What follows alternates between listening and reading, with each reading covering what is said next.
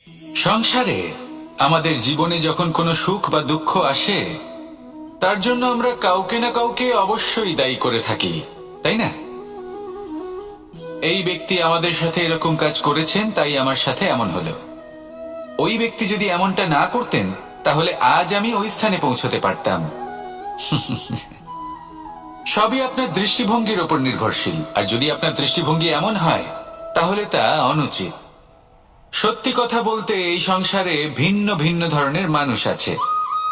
এটা আপনার উপর নির্ভর করছে কিভাবে তাদের স্বাগত জানাবেন। একবার ভাবুন, আমি আমার দুটো হাত সামনে নিয়ে এলাম, দুটো মুঠো খুলে দিলাম।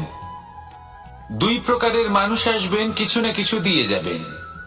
এই মুঠো যদি আমি বন্ধ করে দিই তাহলে না কেউ আমাকে কিছু দিতে পারবে, না আমার কিছু যাবে আসবে। নিশ্চয়ই বুঝতে পারছেন এই দুই ধরনের ব্যক্তি কারা এবং তারা কি দিয়ে যান। আমি যদি নিজের মুঠো খুলে দিই তাহলে কিছু ভালো মানুষ আসবেন, আমাকে আনন্দ, সন্তুষ্টি, জ্ঞান প্রদান করে যাবেন, ভালো অভিজ্ঞতা দিয়ে যাবেন। কোনো খারাপ ব্যক্তি যদি আসেন তাহলে তিনিও খারাপ অভিজ্ঞতা দেবেন, যার থেকে আমি শিক্ষা লাভ করব। এই সব কিছু আমি লাভ করতে পারি। মুঠো যদি বন্ধ করে রাখি তাহলে আমি কিছুই পাবো না। দেখুন, এই সংসারে প্রত্যেকের জীবনে এইরকম। প্রত্যেকের জীবনে সবকিছুই আছে, ভালো খারাপ দুই মানুষই আছে, ভালো অভিজ্ঞতা আছে, খারাপ অভিজ্ঞতা আছে। নির্ভর করছে আপনার উপর যে আপনি কি করবেন, এনাদের স্বাগত কিভাবে জানাবেন, কার থেকে কি বুঝবেন, কি শিখতে পারবেন, আর কোন দৃষ্টিভঙ্গি নিয়ে অগ্রসর হবেন। এটাই নির্ধারণ করবে যে আপনার জীবন কেমন হবে। আসুন আমার সাথে ভালোবেসে বলুন, রাধা রাধা। জীবনে যখন কোনো ব্যক্তি নিজের লক্ষ্য প্রাপ্তির জন্য নিরন্তর পরিশ্রম করতে থাকেন, চেষ্টা করতে থাকেন, তখন তিনি কষ্ট অনুভব করেন। কখনো শারীরিক কষ্ট, কখনো মানসিক কষ্ট। এবার উনি এটা ভাবতে থাকেন যে আমি কি উচিত করছি নাকি অনুচিত করছি। কারণ অন্যদিকে এমন একজন ব্যক্তিও আছেন যিনি একদমই পরিশ্রম, চেষ্টা করছেন না। তিনি মদিরা পান করেন, বিলাসিতায় জীবন কাটান, অলস প্রকৃতির হয়ে ওঠেন, নিদ্রাতে বিলীন হয়ে থাকেন আর ভাবেন যে তিনি সুখ লাভ করছেন। কিন্তু এরকম কেন হয়? কারণ যখন আমরা সৎ পথে থাকি, উচিত পথে চলি, লক্ষ্য প্রাপ্ত করার জন্য চেষ্টা করতে থাকি, তখন আমাদের ভেতরে থাকা নেতিবাচক শক্তি এবং পাপ এই দেহকে ত্যাগ করে দেয়। আর এই অনুভূতিটাই আমাদের দুঃখের অনুভূতি দেয়, কষ্ট দেয়। এবার সেখানে যদি আমরা কুপথে চলি, অনুচিত পথে চলতে থাকি, তাহলে আমাদের ভেতরে থাকা পুণ্য এবং ধনাত্মক শক্তি আমাদের দেহ ত্যাগ করে দেয়। আর এই অনুভূতির কারণেই আমরা সুখ অনুভব করি। কিন্তু কখনো ভাববেন যে এই সুখ বেশি সময় পর্যন্ত থাকে না। সেই জন্য সবসময় মনে রাখবেন, যদি আপনি জানেন যে এটাই আপনার লক্ষ্য, এটাই উচিত পথ, শুভ পথ, তাতে নিরন্তরভাবে এগিয়ে যেতে চেষ্টা করতে থাকুন। এই কষ্ট আপনাকে সুখের পরাকাষ্ঠায় কখন পৌঁছে দেবে তা আপনি জানতেই পারবেন না। আসুন আমার সাথে ভালোবেসে বলুন, রাধা রাধা। প্রত্যেক মানুষ নিজের জীবনে হীরক তথা হীরে এবং দর্পণ এই দুই দেখেছেন। এই দুই হলো সাদা এবং এরা দুজনেই আলোর প্রতিফলন ঘটায় এবং এরা দুজনেই উজ্জ্বল হয়ে ওঠে। আপনি হয়তো মনে মনে ভাবছেন যে এটা কি ধরনের তুলনা করছি। একটা হীরে তো রত্ন, তার মূল্য দর্পণের থেকে অনেক গুণ বেশি। কিন্তু হীরে থাকাতে দর্পণের মূল্য কিন্তু কোনো অংশে কমে যায় না, তাই না? মানুষ যখন হীরে নিজের হাতে নেয় তখন সবার আগে কি খোঁজে? দর্পণ, যাতে তার মধ্যে দিয়ে দেখে সে বুঝতে পারে যে সেই হীরে আদৌ তার শোভাবর্ধন করছে কিনা, তাকে ভালো দেখাচ্ছে কিনা, প্রসাধনের জন্য সেটা ব্যবহার করা ঠিক হবে কিনা। অর্থাৎ হীরের উপস্থিতিতে দর্পণের গুরুত্ব কম হলো না, দর্পণের কারণে হীরের মূল্য বোঝা গেল। আমাদের জীবনেও ঠিক এরকমই ঘটে। আপনারা যদি এই সংসারে নিজের আশেপাশে দেখেন, এমন অনেক মানুষ দেখতে পাবেন যারা নিজেদের ক্ষেত্রে মহান স্থানে পৌঁছেছেন, নিপুণ এবং শ্রেষ্ঠ হয়েছেন। আর তাদের মধ্যে আপনার নিজের মনে হয় যেন আপনি হলেন দর্পণ। নিজেকে ছোট মনে করবেন না। আপনার মূল্য কম হচ্ছে না, আপনার নিজস্ব মূল্য আছে। আর যদি আপনার অস্তিত্ব না থাকে তাহলে ওনাদের অস্তিত্বের মূল্য সংসার বুঝতেই পারবে না। জীবনে সবসময় চেষ্টা করবেন যাতে আপনি আরো বেশি শ্রেষ্ঠ হয়ে উঠতে পারেন। আপনি নিজে যে স্থানে আছেন সেটাকে ছোট মনে করবেন না, তারও নিজস্ব একটা মূল্য আছে। যদি আপনি হিরে হয়ে থাকেন তাহলে অহংকার করবেন না, যদি আপনি দর্পণ হয়ে থাকেন তাহলে নিজেকে ছোট মনে করবেন না। আসুন আর আমার সাথে ভালোবেসে বলুন, রাধা রাধা। মানুষ জন্মগ্রহণ করে, তার সাথে ভয়েরও জন্ম হয়। ছোটবেলা থেকেই আমাদের মনে কোনো না কোনো প্রকারের ভয় থেকেই যায়। কেউ এই বিষয়ে ভয় পায় যে তার কোনো বস্তু তার থেকে দূরে চলে যাবে, কেউ এই বিষয়ে ভয় পায় যে আমি নিজেকে হারিয়ে ফেলব, কেউ এই ভেবে ভয় পায় যে আমার প্রিয়জনেরা তারা যেন আমার থেকে দূরে না চলে যায়, কেউ এই ভেবে ভয় পায় যে আমরা যেন পথ না হারিয়ে ফেলি, আদি ইত্যাদি। কিন্তু সত্যি কথা বলতে ভেবে দেখুন, এই ভয় বাস্তবে কি? শুধুই একটা মনস্থিতি, আর কিছুই নয়। যা কিছু আপনি জীবনে পেয়েছেন তা একদিন আপনাকে হারাতে হবে। এই জীবন হলো আপনারই, কিন্তু তাও একদিন সমাপ্ত হবে। তাই ভয় পেয়ে কি লাভ? এই ভয় শুধু আপনাকে জীবন যাপন করা থেকে বাধা দিচ্ছে, আর কিচ্ছু নয়। পথ হারিয়ে ফেললেই বুঝতে পারবেন যে নতুন পথ কিভাবে বানাতে হয়। কিছু মানুষকে জীবন থেকে হারালে তবেই আপনি বুঝবেন যে আপনার আপনজনকে। এই ভয়ের কারণে ভীত হয়ে থাকবেন না। এই তারা নক্ষত্র অন্ধকারের অভাবে গুরুত্ব হারায়। শিবকেও মহাদেব হওয়ার জন্য বিষপান করতে হয়েছিল। প্রত্যেক পরিস্থিতি, প্রত্যেক সাফল্য আপনার পরীক্ষা নেবে, তাতে উত্তীর্ণ হওয়া হলো আপনার কর্ম। যখনই আপনি ভয় পাবেন বা সংকটের সম্মুখীন হবেন, তখন সাহসের সাথে তার সম্মুখীন হন। মনে রাখবেন, যে সম্মুখীন হতে জানে সাফল্য তার সাথে সবসময় থাকে। আসুন আর আমার সাথে ভালোবেসে বলুন, রাধা রাধা। এই সংসারে সব থেকে বেশি কোমল বস্তু হলো রেশম। এই রেশম এতটাই কোমল হয় যে এর পুরো একটা থান শুধুমাত্র একটা হাতে ধরা সম্ভব। কখনো ভেবে দেখেছেন এই রেশম কিভাবে হয়? একটি কীট তার লালার দ্বারা উৎপন্ন হয়। এই কীট সেই রেশমকে পাক দিতে থাকে, পাক দিতেই থাকে, আর আস্তে আস্তে তার মধ্যেই জড়িয়ে পড়ে। শেষে ওর এই সুন্দর অমূল্য সৃষ্টি রেশমের এই সুতো, তার নির্মাণ কার্য পূর্ণ হয়। কিন্তু তাতেই ও নিজে বন্দী হয়ে যায়। নিজেরই মায়াজালের এই বন্দী গৃহে নিজেই ফেঁসে যায়। এবার এই সুতোকে ব্যবহারযোগ্য করে তোলার জন্য এই কীটগুলিকে এই কবচের সাথেই ফুটন্ত জলে ফেলে দেওয়া হয়। এই সংসারে যদি আমাদের স্বপ্ন এই সংসারের দুঃখ হরণ করার জন্য, এই সংসারে সুখ বিতরণ করার জন্য হয়, তবেই আমাদের প্রগতি সম্ভব। যদি আমাদের এই স্বপ্ন শুধুই আমাদের এবং আমাদের স্বার্থ সিদ্ধির জন্য হয়, তাহলে এই স্বপ্ন আমাদের অন্ধ করে দেবে, আমাদের অন্ধকারের পথে নিয়ে যাবে, আর আমরাও সেই কীটের মতো হয়ে যাব। নিজেদেরই মায়াজালে আমরা নিজেই ফেঁসে যাব, আর শেষে আমরা যদি কিছু লাভ করি তা হবে একাকিত্ব, অন্ধকারময় মৃত্যু। তাই স্বপ্ন অবশ্যই দেখুন, কিন্তু এমন ভাবে স্বপ্ন দেখবেন না যে তার এই বন্দিগৃহে আপনি নিজেই ফেঁসে গেলেন। স্বপ্ন দেখুন পরোপকারের, পরমার্থের, সবাইকে উদ্ধারের, অন্ধকারের নয়। তবেই কল্যাণ হবে, আর তবেই হৃদয় প্রসন্ন হয়ে বলবে, রাধা রাধা। মানুষ যখন এই সংসারে প্রবেশ করে, অর্থাৎ জন্মগ্রহণ করে, তখন নিশ্চিন্তে থাকে, আনন্দে থাকে। কিন্তু যেই মাত্র তার মধ্যে বোধশক্তি আসে, তখন সে চিন্তা করতে শুরু করে। চিন্তা ভবিষ্যতের, সেই সমস্ত বিষয় নিয়ে চিন্তা করে যা ওর হাতে নেই।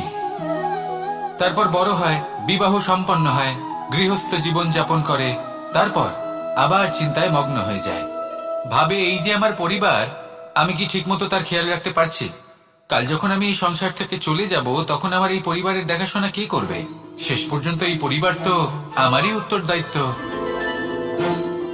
যাক, আপনাকে একটা প্রশ্ন করি। এই সংসারে আসার পূর্বে আপনি কি এই প্রশ্ন করেছিলেন, এটা ভেবেছিলেন যে আমাকে ছাড়া এই সংসার কিভাবে চলবে? করেননি, তাই তো? তাই আপনার এটা নিয়ে দুশ্চিন্তা করার প্রয়োজন নেই যে আপনি যখন এই সংসার ত্যাগ করে চলে যাবেন তখন কি হবে। আপনি যখন ছিলেন না তখনও এই সংসার চলছিল, আপনি যখন এই সংসার ত্যাগ করবেন তখনও এই সংসার চলতে থাকবে।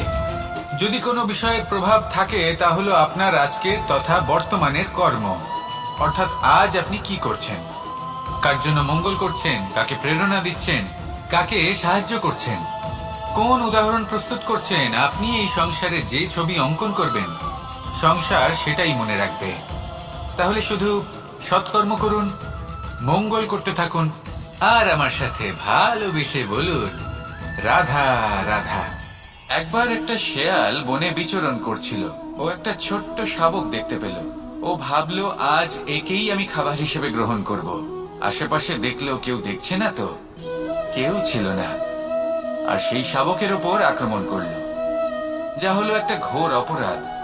বনের নিয়ম অনুসারে আপনি কখনোই শাবকের উপর আক্রমণ করতে পারেন না। তারপর এই খবরটা যখন রাজা সিংহ জানতে পারলেন, সভার আয়োজন করলেন।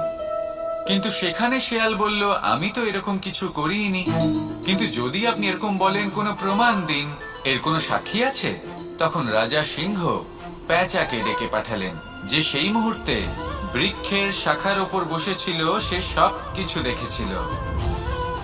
পেঁচা সব সত্যি কথা বলল, আর শেয়ালকে মৃত্যুদণ্ড দেয়া হলো। এবার এই কাহিনী আমি আপনাকে কেন শোনালাম? কারণ মানুষও কখনো কখনো এরকম কর্ম করেন যা শিয়াল করেছে। এটা ভাবেন কেউ দেখছে না, যখন আমি অনুচিত কর্ম করতেই পারি। কিন্তু না, আপনি যাই করুন না কেন, কেউ না কেউ অবশ্যই তা দেখছে। কোনো ব্যক্তি না হলেও কোনো প্রাণী, না হলে কোনো যক্ষ বা দেব বা প্রেত। যদি এনারা কেউ না দেখেন, তাহলে ধরিত্রী মাতা দেখেন, যেখানে দাঁড়িয়ে আপনি সেই কর্ম করছেন, তাই না? তাই একটা কথা সবসময় মনে রাখবেন, কে দেখছেন কে দেখছেন না সেই বিষয়ে ভাবা ছেড়ে দিন। এটা খুব সহজ কথা। আপনি যদি উচিত কর্ম করেন, উচিত ফল পাবেন। যদি অনুচিত কর্ম করেন, তাহলে আপনি অনুচিত ফল অবশ্যই পাবেন। সেই জন্য উচিত পথে চলতে থাকুন, উচিত কর্ম করতে থাকুন, আর আমার সাথে ভালোবেসে বলুন রাধা রাধা। সুখ, দুঃখ এবং শক্তি, এই তিন হলো এই সংসারের ত্রিদেবের মতো। আমাদের জীবনে যা কিছু ঘটছে এই তিনটির ভিত্তির উপরেই হচ্ছে।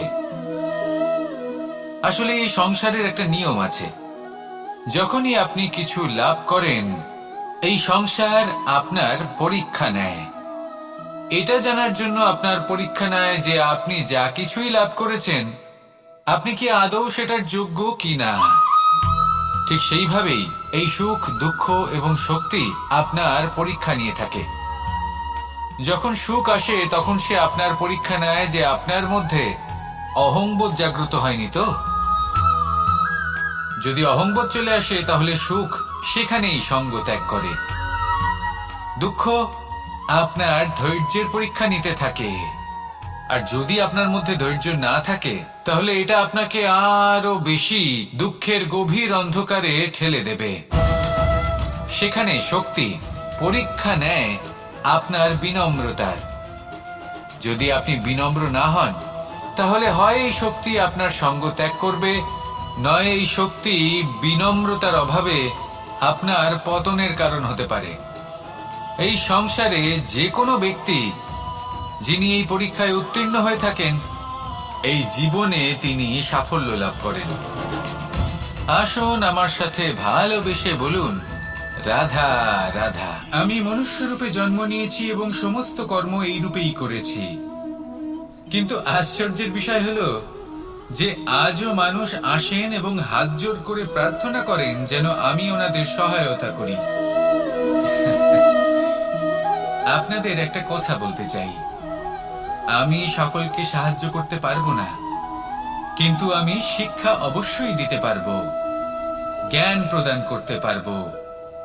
এমন কিছু জ্ঞান যার ভিত্তিতে মানুষ যা চাইবেন তাই লাভ করতে পারবেন, যদি সঠিক কর্ম করতে থাকেন।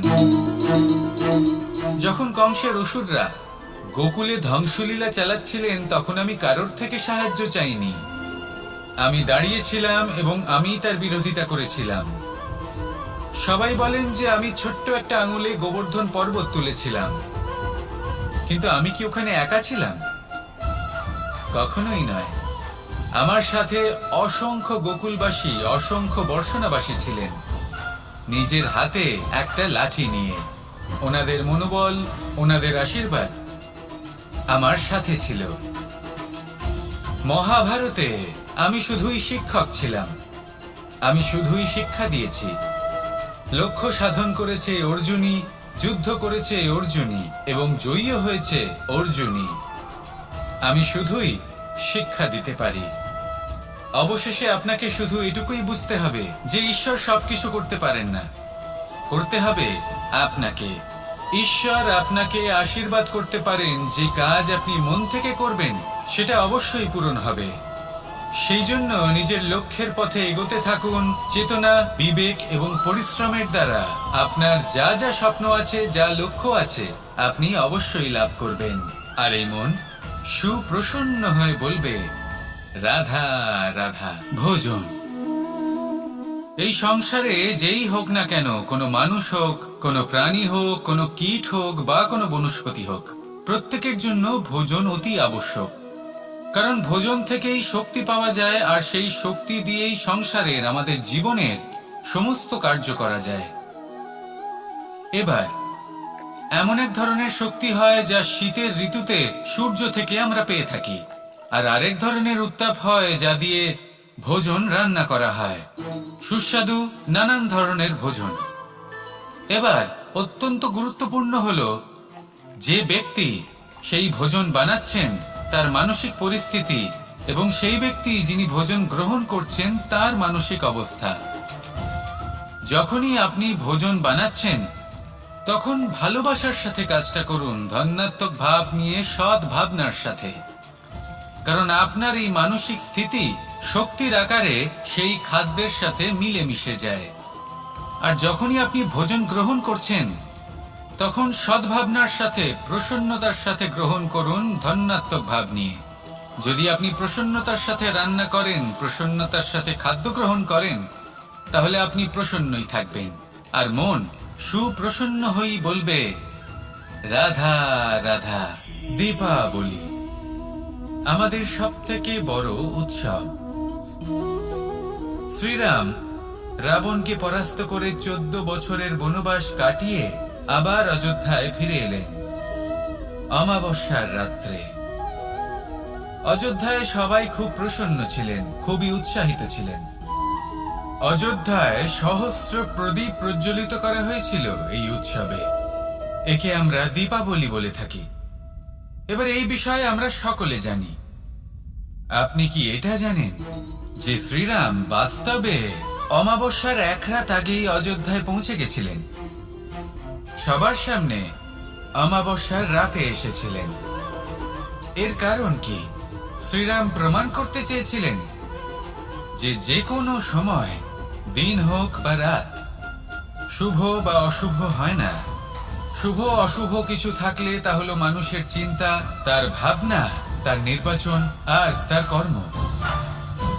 নিজেই দেখে নিন, শ্রীরাম শুভ কাজ করে ফিরেছিলেন এবং অমাবস্যার মতো গভীর এক রাত্রিকেও দীপাবলিতে পরিবর্তিত করেছিলেন। এমনটাই যদি আমরা করতে পারি, তাহলে এমন কোন গৃহে যান যেখানে অসহায় ব্যক্তি রয়েছেন, যা অন্ধকারাচ্ছন্ন, আর সেখানে প্রকাশ প্রজ্বলিত করুন। প্রকাশ সহায়তার, প্রেরণার, আশার। যদি এমন কিছু আমরা করতে পারি তাহলে তাকে প্রকৃত অর্থে দীপাবলি বলা যেতে পারে। তাহলে নিজের পরিবারের সাথে দীপাবলি পালন করুন। আপনাদের শুভেচ্ছা জানাই।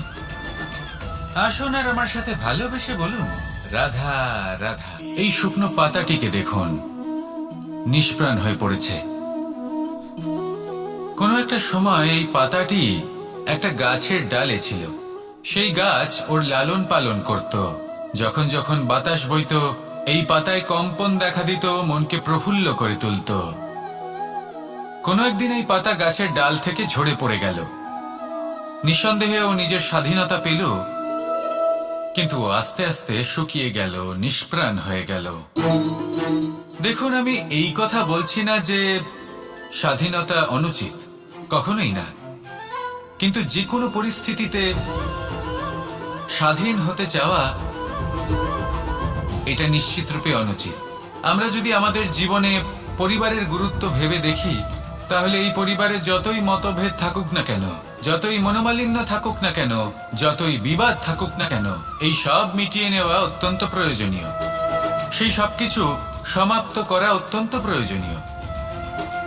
কখনো এই পরিবারকে ভাঙতে দেবেন না, কখনো এই পরিবার থেকে দূরে চলে যাবেন না। এই পরিবার হলো আমাদের জীবনের একটা অমূল্য সম্পদ, অমূল্য এক আশ্রয়, যা এই সংসারে হয়তো কোথাও আপনি পাবেন না। তাই একে আগলে রাখুন। ভেবে নিন আপনি পাতা আর আপনার পরিবার সেই গাছ। আসুন আমার সাথে ভালোবেসে বলুন, রাধা রাধা।